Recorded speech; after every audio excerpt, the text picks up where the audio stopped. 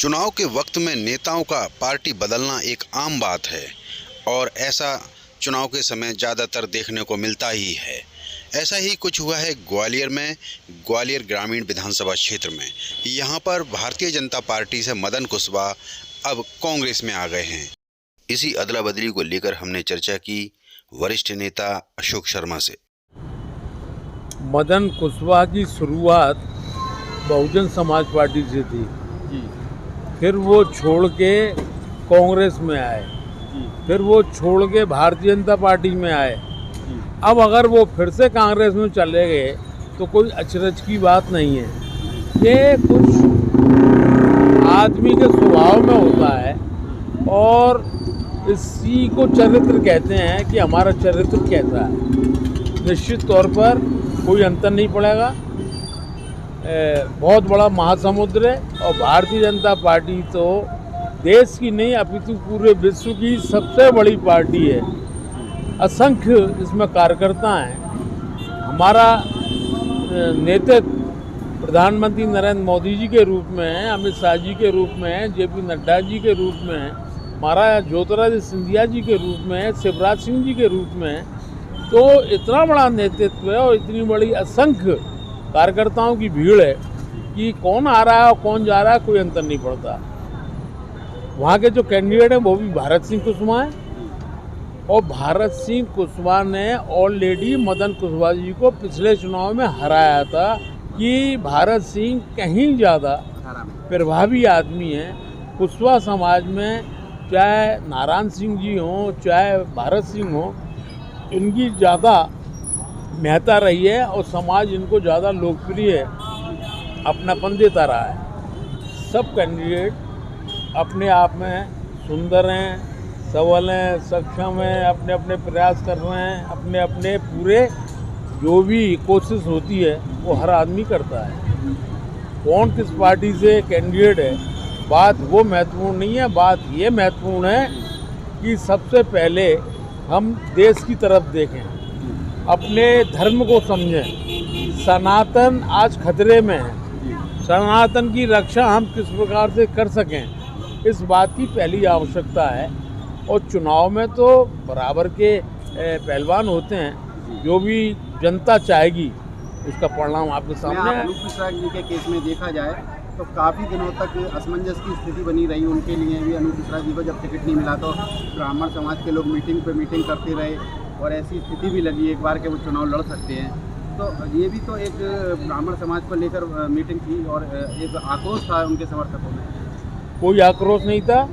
अनूप मिश्रा जी वरिष्ठ भारतीय जनता पार्टी के नेता हैं, पूर्व मंत्री हैं, पूर्व सांसद हैं और सबसे सौभाग्य की बात है कि हमारे भारत रत्न प्रधानमंत्री अटल जी के वो भांजे हैं। एक उनकी स्थान है, पहचान है और अनूप जी भी इस होड़ में थे कि उनको दक्षिण से मौका दिया जाए।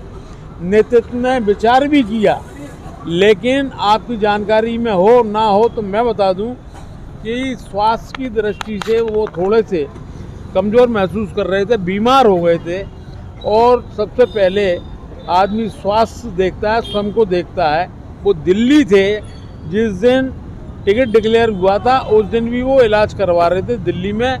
भगवान ने उनको ठीक किया है, ईश्वर उनको दीर्घायु करे और हमारे परिवार को जो मजबूती देते रहें वो आगे भी देते रहें। वो अब लौट के आ गए हैं और निश्चित तौर पर वो भारतीय जनता पार्टी के लिए काम करेंगे, निश्चित करेंगे, ऐसी हम उम्मीद करते हैं। अपन वापस लौटते हैं ग्वालियर विधानसभा 15 ग्वालियर विधानसभा में ही आप प्रद्युमन सिंह तोमर और भारतीय जनता पार्टी की जीत को लेकर कितने आश्वस्त हैं? मैंने जैसे कहा, हर उम्मीदवार ये कोशिश करता है कि मेरा अच्छे से अच्छा प्रयास रहे, जनता के बात हम पहुँचें, हमारी बात पहुँचे और जनता का स्नेह और प्यार लेने में हम कामयाब हो सकें। सब लोग कर रहे हैं। रहा सवाल तो इसमें कोई शक नहीं कि प्रधानमंत्री जी के नेतृत्व में, शिवराज सिंह जी के नेतृत्व में 40 साल के बाद पहली बार ग्वालियर में इतने विकास के कार्य हुए हैं। प्रद्युमन सिंह तोमर जुझारू हैं, कर्मयोगी हैं, अच्छे प्रत्याशी हैं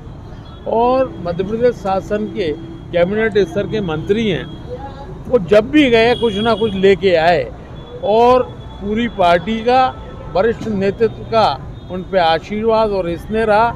इसलिए यही कारण है कि एलिवेटेड रोड पूरे मध्य प्रदेश में कहीं है क्या ग्वालियर के अलावा? ग्वालियर में एलिवेटेड रोड आ रही है, बहुत बड़ी सौगात है। आप ये देखिएगा कि 1000 बिस्तर का अस्पताल बना, उपनगर ग्वालियर में सिविल हॉस्पिटल बहुत अच्छे स्तर पर आज तैयार करवाया गया और उसको भारत सरकार के स्वास्थ्य विभाग ने मध्य प्रदेश में दूसरे स्तर का उसको प्रमाण पत्र दिया। बिरला नगर में प्रसूति गृह, जो हमारी माता बहनें परेशान होती थी, उनके कष्ट को समझते हुए प्रदुमन ने प्रसूति गृह भी तैयार करवाया। आज तमाम सारी ऐसी पार्क हैं जो ऐसे ही पड़ी हुई थी, कोई उपयोग नहीं था। आज आप जाइएगा मनोरंजनालय में, प्रदेश के कुछ चुनिंदा पार्कों में हैं। न्यू कॉलोनी में आप जाइएगा, आपको ये महसूस होगा कि पार्क क्या होती है। उसके बाद में निश्चित तौर पर पीने का पानी आज कोई किल्लत नहीं है।